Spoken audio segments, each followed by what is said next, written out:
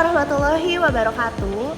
Hai semuanya, perkenalkan nama saya Tasya Tania Agustina, mahasiswi program studi manajemen dari Universitas Inaba. Video ini saya buat untuk memenuhi tugas mata kuliah manajemen strategi dengan topik pembahasan analisis FRIO Framework pada PT PLN. Yuk simak videonya.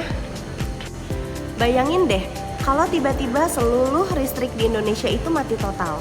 Kita semua nggak bisa ngecas handphone kan, nggak bisa buka YouTube, tidak ada penerangan satupun di jalan. Kira-kira siapa yang bisa menyalakan kembali listrik itu? Yes, betul sekali, jawabannya adalah PT PLN.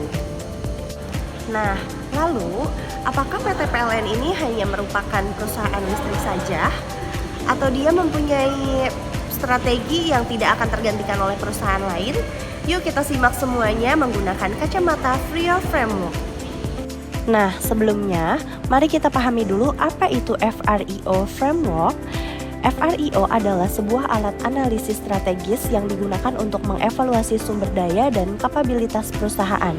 Apakah perusahaan tersebut bisa memberikan keunggulan kompetitif atau tidak? Nah, selanjutnya, apa sih VRIO ini? VRIO adalah singkatan dari V yaitu value atau bernilai, yang mana apakah sumber daya tersebut memberikan nilai tambah. Yang kedua ada R atau rare, yang biasa disebut langka, apakah sumber daya itu memiliki sedikit atau tidak dimiliki oleh pesaing.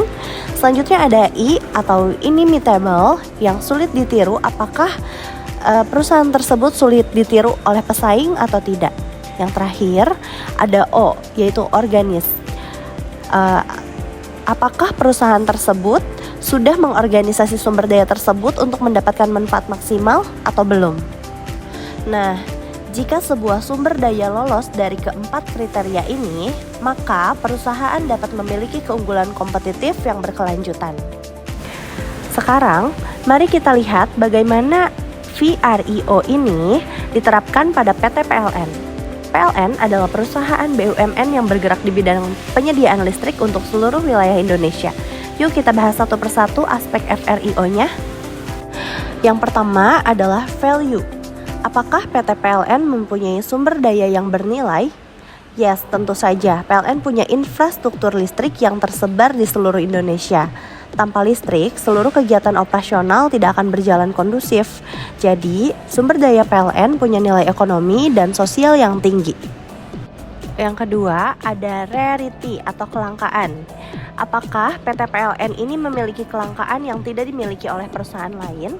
Ya, tentu saja. Sebagai perusahaan negara, PLN memegang monopoli dalam distribusi listrik untuk sebagian besar wilayah. Tidak banyak pesaing yang memiliki akses atau izin untuk mendistribusikan listrik dalam skala nasional. Yang ketiga, ada inimitable atau sulit ditiru. Untuk membangun infrastruktur kelistrikan seperti yang dimiliki oleh PT PLN, tentu saja memerlukan modal besar dong, dalam waktu panjang dan dukungan regulasi pemerintah. Hal ini tentu saja membuatnya sulit untuk ditiru oleh pesaing swasta. Yang terakhir adalah organizer atau terorganisir. PT PLN memiliki struktur organisasi yang mendukung operasional dan pengelolaan sumber daya, termasuk anak perusahaan di bidang pembangkitan, transmisi, dan distribusi. Namun, tantangan tetap ada dalam hal efisiensi dan reformasi birokrasi.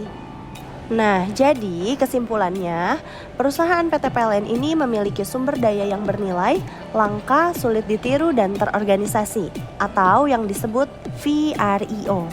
PLN memiliki keunggulan kompetitif yang berkelanjutan, sustainable, competitive, advance, terutama karena dukungan pemerintah, aset strategis, dan posisi monopoli di sektor kelistrikan nasional.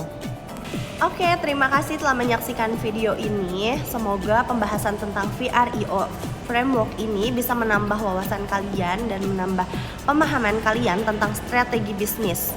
Sampai jumpa di pembahasan selanjutnya. Jangan lupa like, comment, and subscribe. Bye-bye.